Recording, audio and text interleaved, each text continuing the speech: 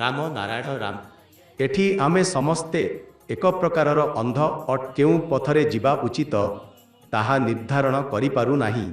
ଏକ ଅନ୍ୟଙ୍କ ବିଷୟରେ ଭ୍ରମ ତିଆରି ହୋଇଥାଏ। ଯଦି କେଉଁ ଯିଏ ତୁମ ଘରକୁ ଦେଖି ରହେ ଏବଂ କାହିଁକି ଦେଖୁଛି ତାହା ଜଣା ନଥାଏ, ତେବେ ଆମେ ମାନି ନେଉ ଯେ ସେ ଏକ ଖରାପ ଲୋକ, ଅନ୍ଧ ଲୋକମାନଙ୍କ ପରି।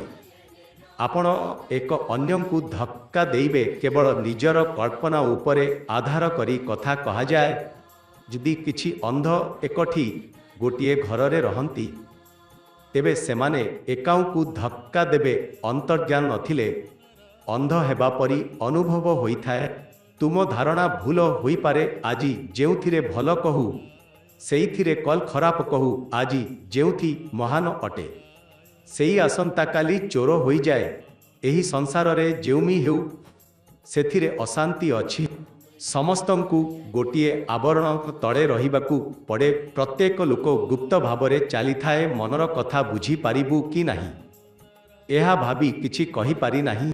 ଯେଉଁଠି ଏହା ଭାବି କଥା କହିବାକୁ ପଡ଼େ ସେଠି ମୋହବ୍ବତ, ପ୍ରେମ, ପ୍ରତ୍ୟେକ ସମ୍ପର୍କ ଯୋଖିମାପୂର୍ଣ୍ଣ ହୋଇଯାଏ। ଯୋଖିମା ଭରିଥିବା କାମ କରିବାକୁ ପଡ଼ୁଛି, ମନର ଆହାର ମିଳୁନାହିଁ। ଆସନ୍ତାକାଲି କ'ଣ ହେବ ଏହି ଭାବନାରେ ଜୀବନ ବ୍ୟତୀତ ହେଉଛି।